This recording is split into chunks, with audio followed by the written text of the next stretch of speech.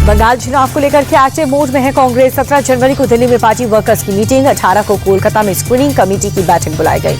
चुनाव आयोग को ममता बनर्जी का 5वां लेटर, एसआईआर में 20 साल पुराने कानून के उल्लंघन का आरोप लगाया। कहा कि इससे वोटर्स को दिक्कत हो रही है। ममता बोली, सिस्टम में खामियों से आम लोगों को परेशानी हो रही है।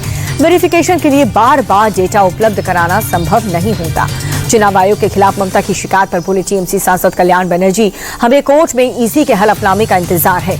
दिल्ली में विकसित भारत यंग लीडर समिट में शामिल हुए पीएम मोदी अलग अलग क्षेत्र से आई प्रदर्शनी का जायजा लिया।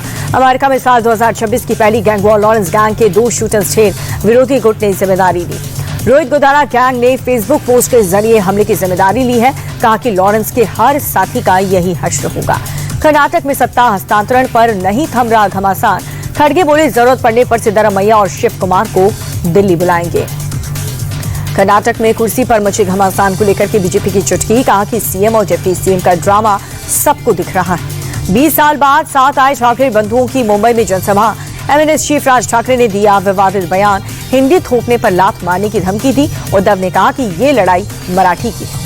बिहार के मंत्री दिलीप जायसवाल का राज ठाकरे पर हमला। कहा कि उनकी देश को तोड़ने वाली साजिश नाकाम होगी।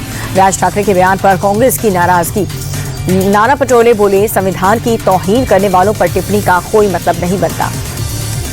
महाराष्ट्र के सीएम फडणवीस ने जबकि सीएम अजीत पवार पर कसा तंज, बोले कि मेरा काम बोलता है, अजीत दादा सिर्फ बोलते हैं। चुनाव में हार के डर से उनका संयम टूट रहा है। फडणवीस की अजीत पवार पर टिप्पणी को लेकर के कांग्रेस का सवाल पूछा कि आरोप लगा करके सरकार चलाने की मजबूरी क्या है। अंकिता भंडारी मामले पर कांग्रेस के बंद को नहीं मिला है पब्लिक का सपोर्ट। राज्य सरकार की सीबीआई जांच वाली सिफारिश के बाद व्यापारियों ने जगह जगह खोली है दुकान। व्यापारियों ने कांग्रेस पर राजनीति का आरोप लगाया। कहा कि इंसाफ के आश्वासन के बाद बंद का कोई मतलब नहीं। सीएम धामी ने खुद पीड़ित परिवार को ढांढस बंधाया।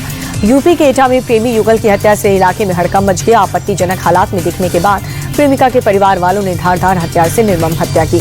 मैनपुरी में दबंगों ने घर में घुस करके मारपीट की। महिलाओं बच्चों को घसीट घसीट कर पीटा। प्रयागराज में माघ मेले में उमड़ा भक्तों का सैलाब। त्रिवेणी संगम घाट पर श्रद्धालुओं ने आस्था की डुबकी लगाई। दिल्ली की सर्दी ने तोड़े 13 साल के रिकॉर्ड। 2.9 डिग्री दर्ज किया गया न्यूनतम तापमान।